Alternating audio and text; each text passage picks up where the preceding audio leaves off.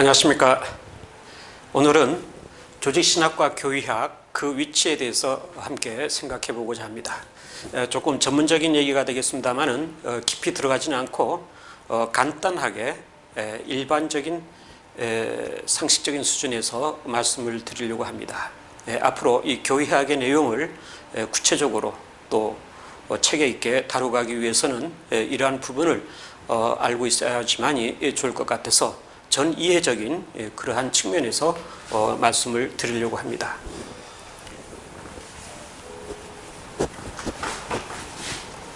18세기 계몽주의가 시작이 되면서 그 이후에 이성만능주의 시대가 되었다고 할 수가 있죠. 그러면서 이성 중심, 학문적으로 말하면 철학 중심의 시대가 되었다고 할 수가 있겠습니다.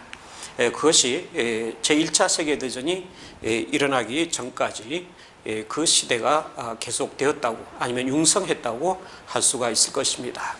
이러한 계몽주의 시대 이후에 나타난 경향 중에 하나가 무엇이냐면은 신학은 과연 학문인가 하는 문제였습니다. 철학자들에 의해서는 신학은 학문으로 여겨지지가 않았습니다. 왜냐하면 신학이라고 하는 것은 자연적인 것을 다루기보다는 초자연적인 것, 즉 계시든지 성경의 진리든지 이러한 것들을 강조하고 있기 때문에 이것은 학문이 아니라고 치부하고 말았던 거죠. 이러한 때에 신학은 학문이라고 하는 사실을 강조하고 논증했던 사람이 있습니다. 슐레이어마흐라고 하는 사람이죠.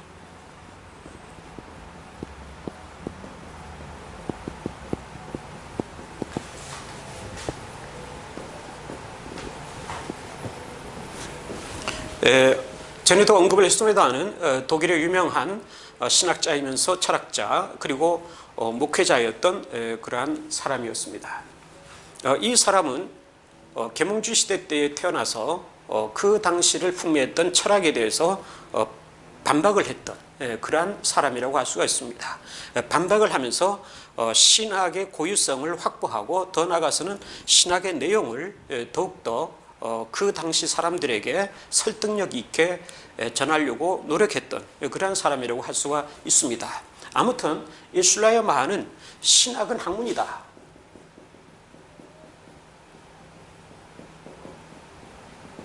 좀 어려운 말로 하면은 신학의 학문성이라고 할 수가 있죠.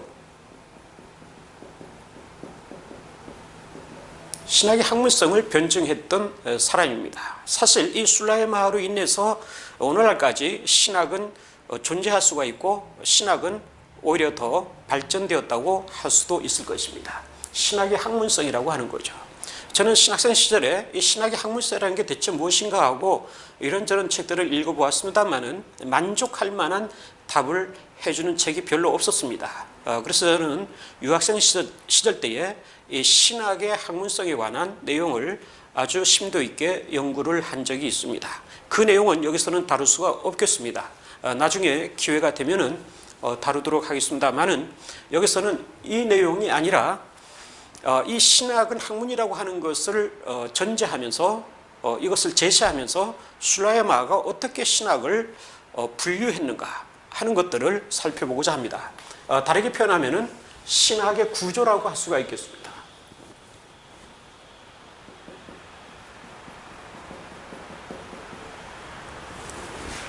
스트럭처에 관한 문제죠. 신학을 여러 가지로 분류를 했는데 이 분류된 내용이 물론 오늘날까지도 계승되고 있기는 합니다만은 그 내용이 많이 바뀌었습니다. 그렇지만 그 근간이 되는 내용은 바뀌지 않았다고 할 수가 있을 것입니다. 그런 점에서 슐레이어마흐가 분류한 신학의 구조를 먼저 살펴보는 것이 좋으리라고 생각이 됩니다. 그는 신학을 크게 세 가지로 분류하는데 첫째는 철학적 신학,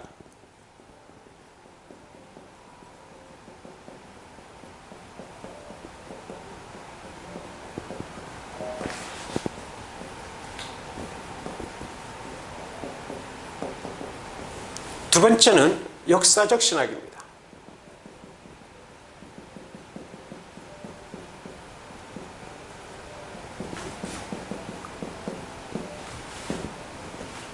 세 번째는 실천적 신학이죠.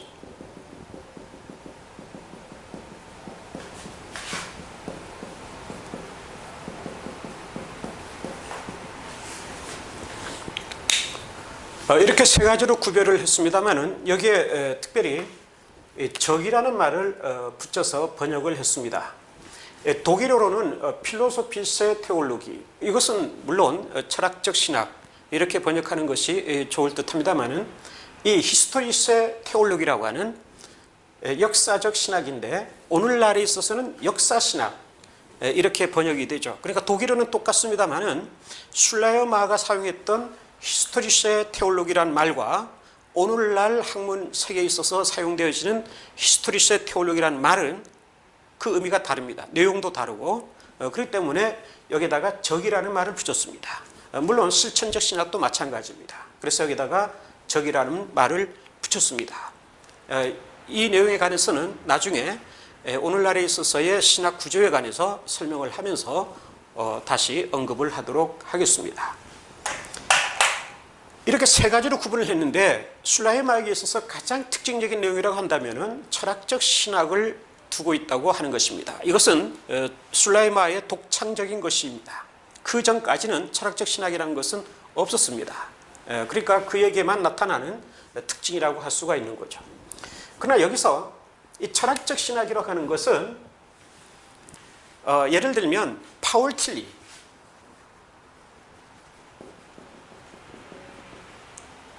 틸리의 신학을 가리켜서 우리가 철학적 신학이라고 얘기를 합니다. 물론 그 외에도 많은 경우에 철학적 신학이라는 얘기들이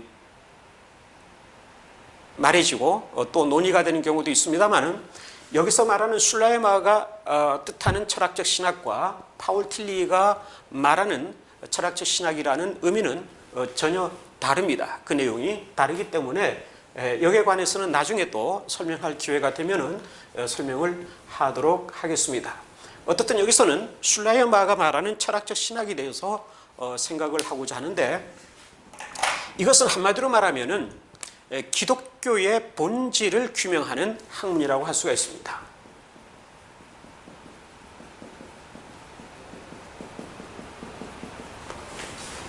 기독교가 대체 무엇이냐고 하는 그런 가장 기본적이고 본질적인 문제, 이것을 다루는 것이라고 할 수가 있죠. 여기서는 크게 두 가지가 있는데 하나는 변증학이 있습니다.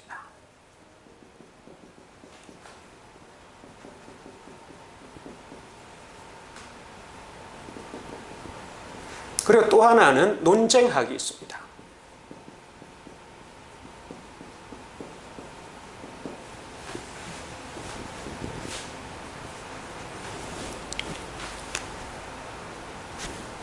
이 아폴로게틱과 폴레믹이라고 하는 것이 있는데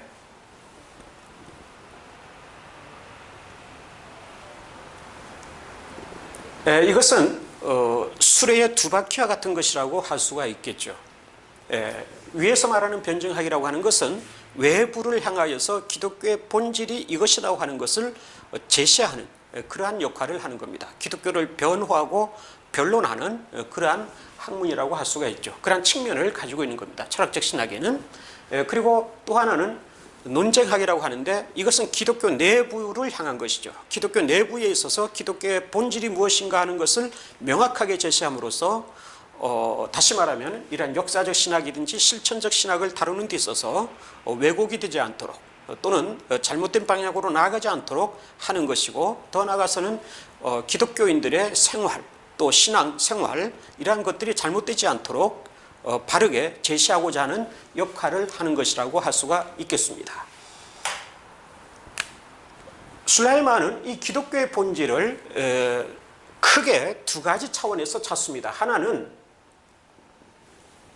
예수 그리스도, 그리고 성경, 그리고 고대의 신조, 고대 신조라고 할 수 있죠. 니케아 신조든지 니케아 콘스탄티노플 신조 또는 칼케돈 신조, 이러한 신조들까지도 포함을 시키고 있습니다. 이러한 것들을 통해서 기독교의 고유성, 기독교의 특이성, 기독교의 정체성 이런 것을 찾을 수 있다고 보는 거죠. 그 다음에 두 번째는 타 종교와의 비교입니다.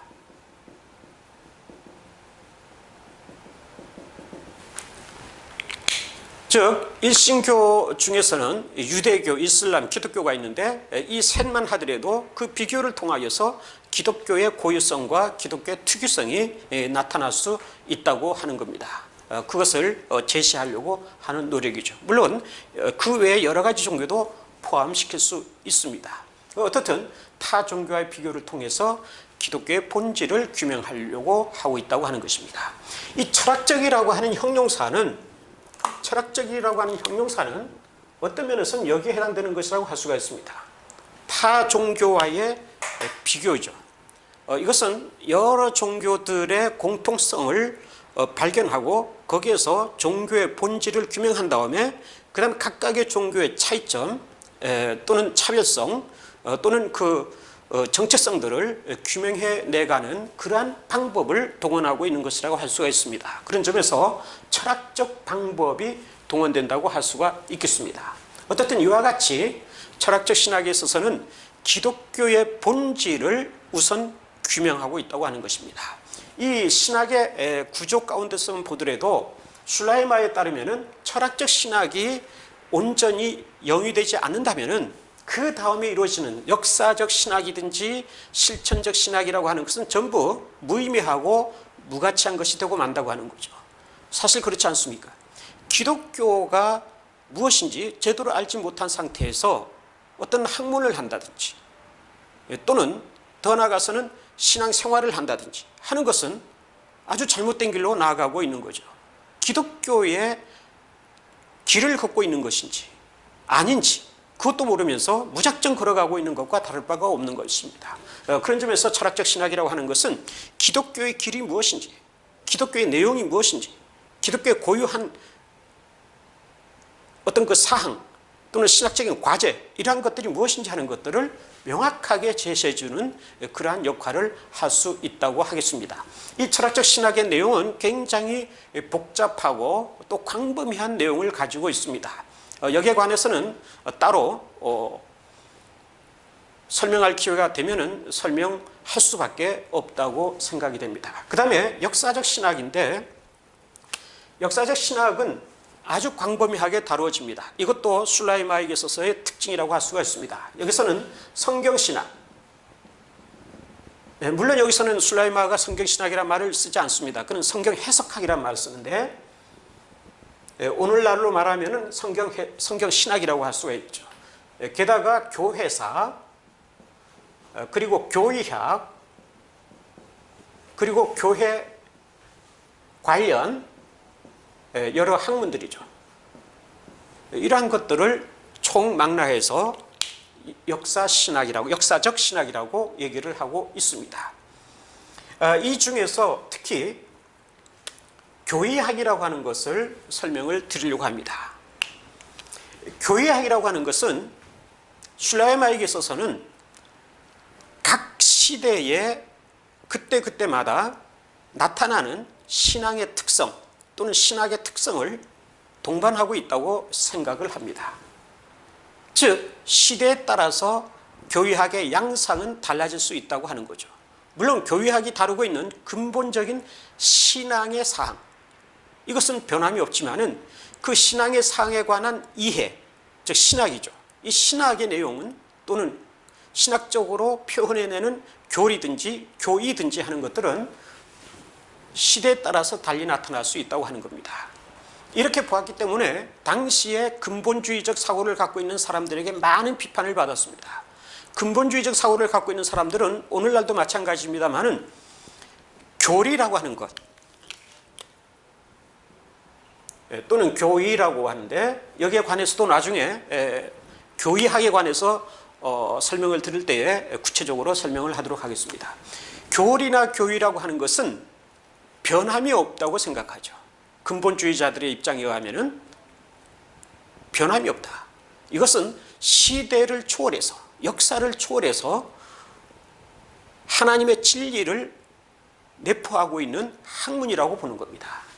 그러니까 고대에 있어서든지 또는 중세에 있어서든지 근대에 있어서든지 현대에 있어서든지 또는 앞으로 도래할 시대에 있어서든지 이 교리라고 하는 것은 변함이 없다고 보는 거죠. 그러니까 슐라이마와 굉장히 차이가 있습니다. 그렇기 때문에 이들은 술라이마를 비판했던 거죠. 술라이마에서는 교리가 변하는 거죠. 시대에 따라서 변할 수밖에 없고 그 당시의 사람들의 신앙의 형태에 따라서 교리의 형태도 달라질 수밖에 없다고 주장을 했던 거죠.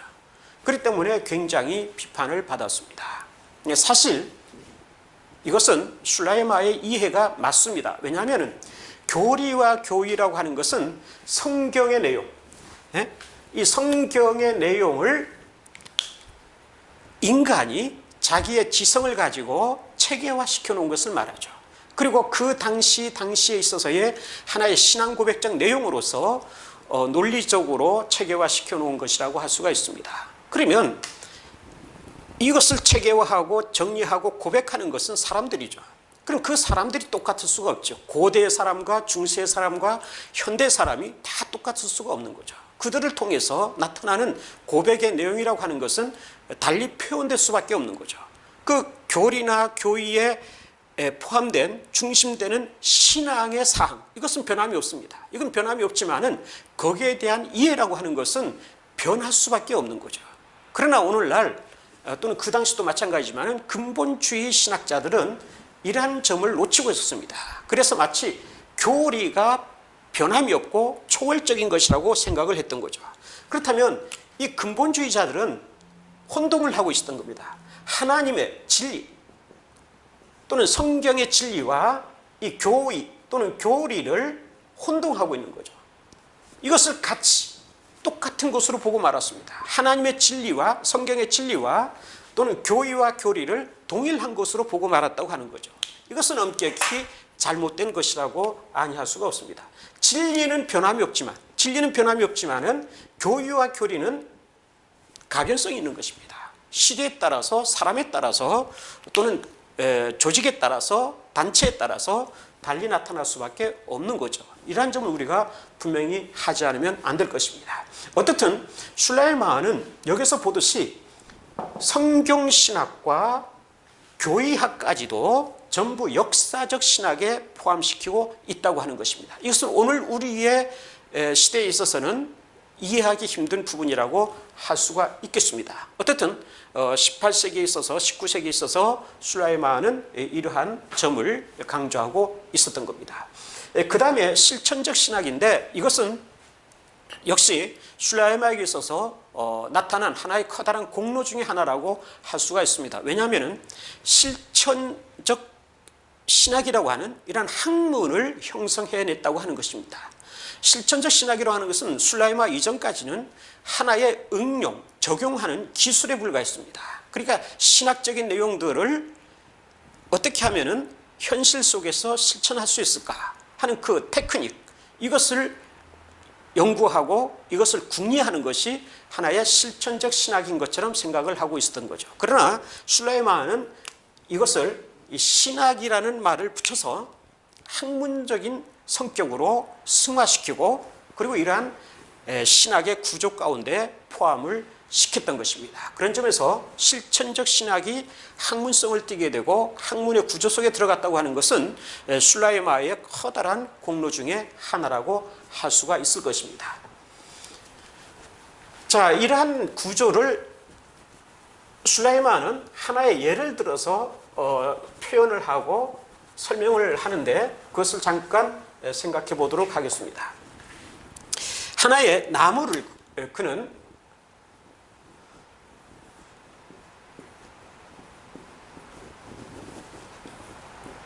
예를 들고 있는데 뿌리가 있죠. 여기에 뿌리가 있고 또 몸통이 있고 수간이 있습니다. 무성하게 어우러진 그러한 부분, 이것이 바로 수간이라고 할 수가 있습니다. 슐라이마는 이 철학적 신학이라고 하는 것은 나무의 뿌리에 해당하는 것이라고 비유를 듭니다. 그리고 역사적 신학이라고 하는 것은 몸통에 해당되는 것이라고 하죠. 그리고 실천적 신학은 수간에 해당되는 것이라고 얘기를 했습니다. 아주 적절한 비유라고 볼 수가 있는데 오늘 많은 실천 신학자들 가운데서는 이 내용을 오해하는 사람들이 있습니다. 그게 바로 뭐냐면은 실천신학이야말로 오늘날에 있어서 실천신학입니다. 실천신학이야말로 술라이마도 말했듯이 학문의 수관이다. 즉 학문의 면류관이다.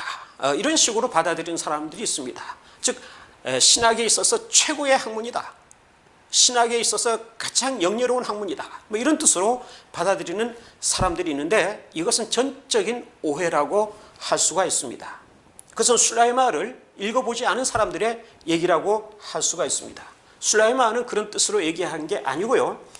여기서 말했듯이 신학의 순차를 말하는 겁니다. 신학의 순서, 차례를 말한다고 할 수가 있죠. 그것은 무엇이냐 하면은 먼저 철학적 신학을 연구해야 된다고 하는 거죠. 이것이 가장 기본이라는 거죠. 아까 설명했듯이 기독교가 무엇인가, 기독교의 본질이 무엇인가 하는 것을 규명하는 것이 첫째 신학에 있어서 과제라고 하는 것입니다. 그렇기 때문에 이것을 먼저 연구하고 영위를 해야 된다고 하는 거죠. 그 다음에 두 번째는 역사적 신학을 해야 된다고 하는 겁니다. 몸통이죠. 몸통에 해당되는 역사적 신학을 연구해야 되고, 세 번째 마지막으로 이것을 해야 된다는 거죠. 실천적 신학, 즉 수관에 해당되는 이 실천적 신학을 연구해야 된다고 얘기를 한 것입니다. 그러나 오늘날 학문의 세계를 보게 되면은 많은 경우에 실천 신학, 오늘날에서 실천 신학을 다루는 사람들을 보면은 철학적 신학이든지 역사적 신학, 또는 오늘날로 말하면은 성서 신학, 성경 신학이든지 또는 교회사 역사 신학이든지 또는 조직 신학이든지 이러한 것들을 심도 있게 탐구하지 않고 단지 실천 신학만을 주로 연구한다든지 그것을 연구한 상태에서 교회로 나아가다든지 학문의 세계로 나아가는 경우들이 없지 않아 있습니다. 그러면 굉장히 쉽게 연구는 할 수가 있지만은 이것은 굉장히 위험한 하나의 도구가 되어버릴 수도 있습니다. 슐라이마가 강조하는 것은 철학적 신학과 역사적 신학, 즉 성경 신학이든지 교회사든지 조직 신학이든지 교의학이든지 이 모든 것들을 심도 있게 충분히 연구한 이후에 실천 신학을 연구하라고 얘기를 하고 있는 것입니다. 이런 점에서 오늘 우리 한국 교회에서 한국 신학계에 있어서도 이것은 굉장히 귀담아 들을 필요가 있는 것이라고 할 수가 있습니다. 이상하게도 한국 교계 내에서는 실천 신학을 강조하는 그러한 경향이 많아졌습니다. 이것은 물론 없는 것보다는 좋은 것이라고 할 수 있죠. 없는 것보다는 좋은 것이라고 할 수 있고, 또는 이러한 신학들이 너무나도 사변화된다든지 아니면 상하탑 속에서만 이루어진다든지 또는 잘못된 자유주의적 신학으로 흐르는데 반해서 실천적 신학 혹은 실천 신학을 강조하는 것은 굉장히 좋은 것이라고 할 수 있지만은, 그러나 이러한 원리적 차원에서 볼 때에 이러한 모든 전제적 학문을 배제하고 생략해버리고 실천 신학만을 강조한다고 하는 것은 굉장히 위험한 것이라고 아니할 수가 없습니다. 그것은 바로 성무당이 사람을 잡는다 하는 것과 다를 바가 없는 그러한 학문의 수행을 하는 것에 불과하다고 아니할 수가 없겠습니다. 자, 어떻든 이러한 슐라이마의 학문적 구조가 오늘날에 있어서 계승되고 있다고 볼 수가 있는데, 아까도 처음에 말씀드렸듯이 이것이 그대로 계승된 것은 아닙니다. 여러 가지 변형을 겪어서 나타나게 되는데, 오늘날이죠. 성경신학, 물론 성서신학이라고도 하죠. 또는 역사신학, 그리고 조직신학, 실천신학, 이렇게 크게 구별이 되어 있습니다. 특히 조직신학은 시스테마틱이라고 그러죠.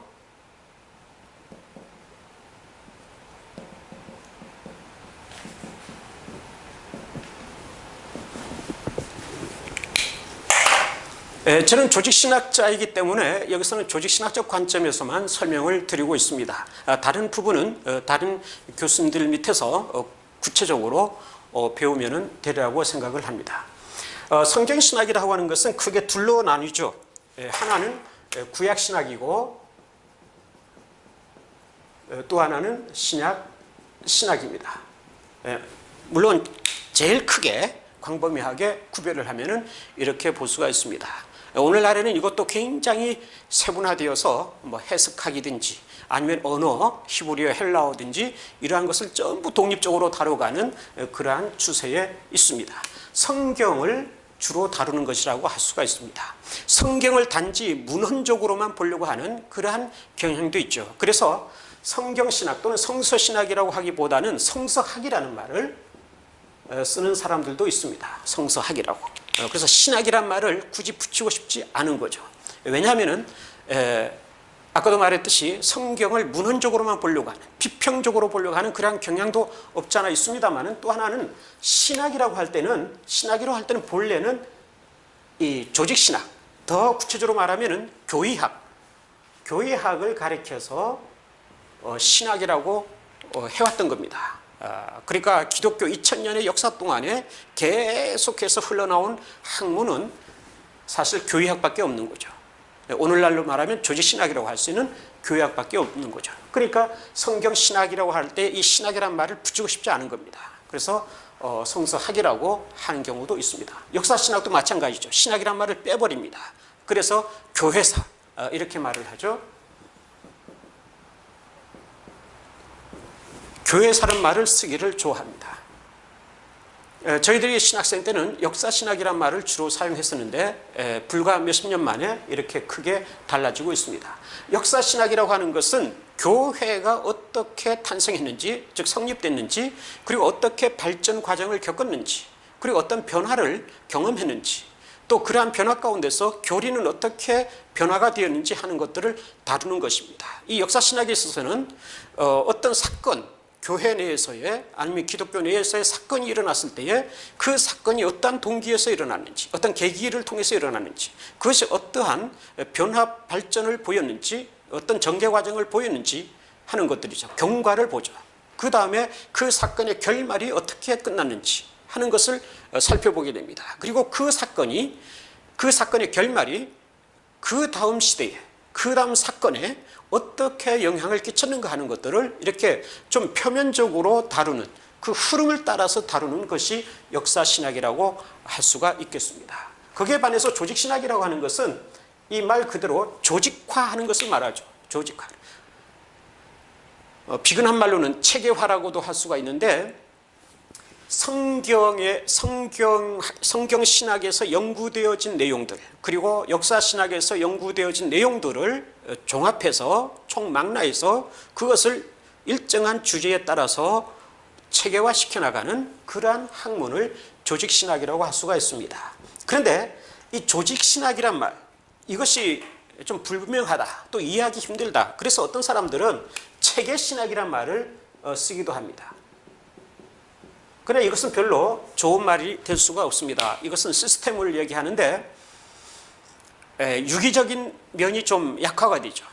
조직신학이라고 할 때는 유기적인 것을 강조하는 학문이라고 할 수가 있습니다.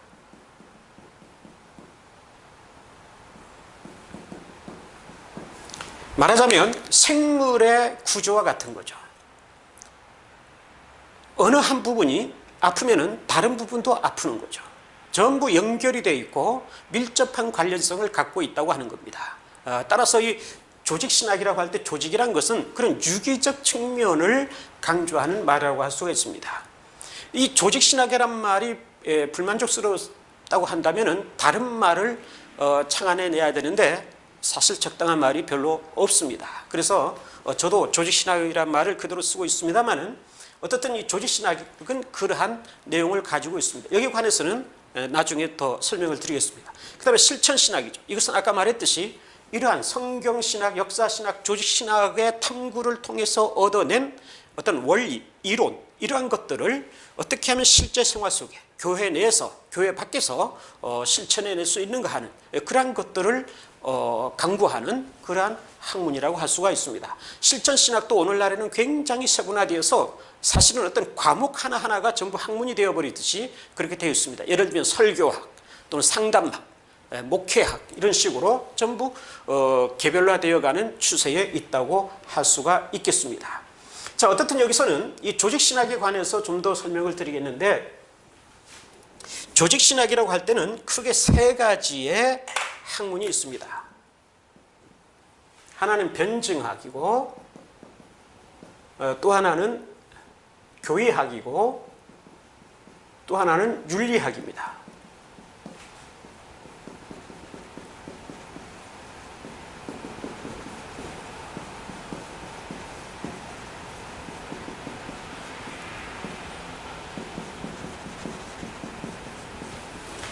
이렇게 세 가지로 구별을 하고 있는데, 변증학은 아까 술라이마가 철학적 신학을 말할 때 나온 것과 다를 바가 없습니다. 철학적인 세계에 대해서, 즉 이성의 세계에 대해서 철학적인 용어와 개념과 철학적인 사고들을 또는 사상들을 통해서 기독교를 변증하고 변론하고 변호하는 그러한 역할을 하는 것이라고 할 수가 있습니다. 그 다음 교의학이라고 하는 것은 교회 밖을 향하기보다는 교회 안을 향한 것이라고 할 수가 있죠.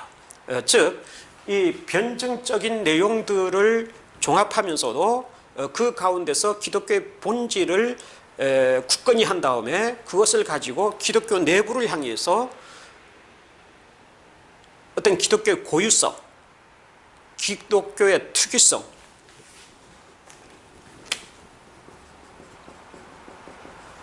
이러한 것들을 제시해야 하는 것이라고 할 수가 있습니다. 쉽게 말한다면 이미 그리스도인이 된 사람들을 향해서 그들을 양육하고 교육하고 또 그들을 인도하는 역할을 하는 것이 바로 교의학이라고 할 수가 있죠. 그다음 윤리학이라고 하는 것은 우리가 잘 알다시피 흔히 말하는 그런 도덕적인 실천 이런 것을 다루는 것이라고 생각이 되어집니다만은 사실 이것은 그게 아니고요. 여기서는 기독교 윤리학이라고 할 수가 있습니다. 그냥 윤리학이라고 할 때는 철학적 윤리학을 말합니다. 그러니까 철학적 윤리학, 이건 그냥 일반적으로 윤리학이라고도 얘기합니다만은 엄밀히 말하면 철학적 윤리학이라고 하는 거죠. 철학적 윤리학은 굉장히 사변적인 것을 말합니다. 이념의 세계를 다루는 것이라고 할 수 있죠. 조금만 설명을 드린다면은 학문의 그 흐름을 본다면은 윤리학이 있고 그 다음에 종교 철학이 있고 그 다음에 철학적 신학이 있는 것입니다. 술라이마가 말하는 철학적 신학이죠. 그 다음에 내려가서 여러 가지 학문이 있는데 그 중에 하나가 교의학이라고 할 수가 있는 거죠. 이러한 학문의 흐름이 주어지게 되는 것입니다. 그 가운데서 제일 위에 있는 이러한 인간의 정신의 세계, 이념의 세계를 가장 최상위에서 해명해내는 것이 윤리학이라고 할 수 있습니다. 이것은 철학적 윤리학을 말합니다. 그래 여기서는 철학적 윤리학이 아니고 기독교 윤리학을 말하는데 이것은 다르게 표현하면은 도덕론이라고도 할 수가 있죠. 기독교 도덕론이라고도 할 수가 있는 거죠. 그래서 이 기독교 윤리학은 오늘날 굉장히 독립되어서 조직신학에서부터 벗어나는 그러한 경향을 보이고 있고 이미 그렇게 된 상태도 있습니다. 그러나 오늘날 많은 경우에 조직신학의 내부에서는 이 두 가지는 여전히 메인으로 다뤄지고 있습니다. 변증학과 교의학. 이 둘은 특별히 불과 분리의 관계를 가지고 있죠. 그래서 변증학을 다루는 사람도 교의학을 충분히 알아야 되고 교의학을 하는 사람도 변증학을 충분히 알아야만 되는 것입니다. 그래서 오늘날 조직신학이라고 할 때는 이 철학적인 측면 그리고 기독교의 교리적인 문제 이것을 양쪽의 측면을 동시에 심도 있게 알고 있지 않으면은 진정한 의미에서의 조직신학이라고는 할 수가 없다고 할 수 있습니다. 제가 진정한 의미에서 조직신학이라고 얘기하는 이유가 있습니다. 왜냐하면은 오늘날 조직신학이라고 하는 이 타이틀을 가지고 연구하는 사람들 중에 보면은 이러한 변증학이든지 교의학의 내용이 아니라 기독교 문화학 또는 어떤 그 종교 철학적 내용 또는 종교학적인 내용 어떤 기독교 사회학적인 문제 이런 것들을 다루는 사람들이 많이 있습니다. 그래서 제가 학교에서도 가서 보면은 조직신학이라고 하면서 무슨 복지신학을 다룬다든지 또는 페미니스트 신학을 다루든지 문화신학을 다룬다든지 뭐 이런 사람들도 많이 있는데 이것은 엄격히 말하면 넓은 의미에서는 여기에 해당된다고 할 수 있죠. 기독교 윤리학에 해당되는 것이라고 할 수가 있죠. 그러나 본래의 조직신학이라고 할 때는 이 두 가지 측면이 강조되고 있었다고 하는 것을 말할 수 있습니다. 그래서 오늘날에는 이 학문들이 전부 독립되어가는 추세에 있습니다. 변증학을 따로 취급하는 사람들이 있고 교회학을 따로 취급하는 사람들이 있습니다. 저 같은 경우는 조직신학 가운데서도 교회학에 메인을 두고 그 다음에 변증학을 같이 어우러서 다루고 있습니다. 그래서 철학과 신학, 철학과 교회학의 내용을 동시에 다루고 있다고 할 수가 있습니다. 이와 같이 오늘날의 조직신학은 이렇게 세분화되어 있다고 할 수가 있습니다. 우리 한국에 있어서는 교회학이란 말이 아직까지는 그렇게 익숙지가 않습니다. 낯설다고 할 수가 있죠. 조직신학이란 말이 익숙해져 있는데 사실 독일 같은 경우에는 교회학이란 말이 많이 쓰이고 있고 또 교회학이라는 타이틀로 책을 펴는 사람들도 많이 있습니다. 물론 판넨베르크라고 하는 신학자든지 또는 파울 틸리라고 하는 신학자 이런 사람들은 조직신학이라고 자기의 책 이름을 붙였죠.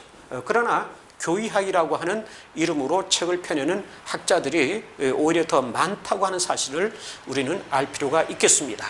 어떻든 이 교회학에 대해서는 앞으로 제가 시간이 되는 대로 좀 더 구체적으로 다루어 가도록 하겠습니다. 특히 칼 바르틱에 있어서 교회학의 내용이든지 이러한 점은 우리가 꼭 알지 않으면 안 되는 그러한 사항이라고 할 수가 있을 것입니다. 그런 점에서 오늘 우리는 이 신학의 구조에 있어서 조직신학과 교회학이 어떠한 위치에 놓여 있는가 하는 것들을 먼저 전 이해로서 알아둘 필요가 있습니다. 슐라이마가 말했던 구조 그리고 오늘날의 구조 속에 있어서 교회학이 어디에 위치하고 있는가 이런 것들을 우리가 염두에 둔다면 앞으로 제 강의를 듣는 데 있어서 커다란 유익이 되리라고 생각이 됩니다. 감사합니다.